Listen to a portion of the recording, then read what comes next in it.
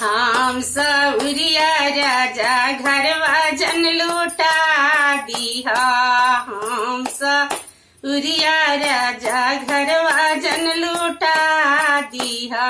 सस के बोला दीहा देवता जगवालीहा।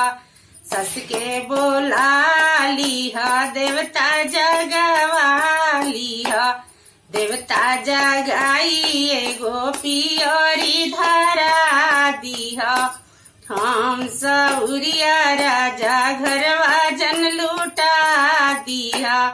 गोतिन के बोला लीहा हलुआ बनवा लीहा। गोतिन के बोला लीहा हलुआ बनवा लीहा।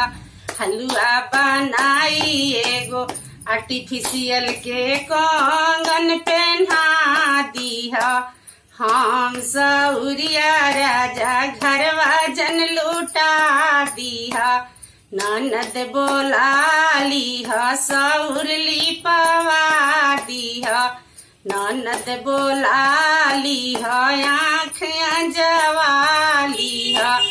आँख के अंजाई एगो झुमुका धरा दीहा।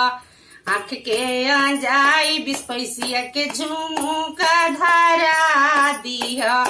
हम सौरिया राजा घरवा जन लूटा दीहा।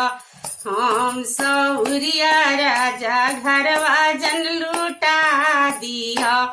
महाला के गोतनी के बोला दीहा सोहर गवा दीहा।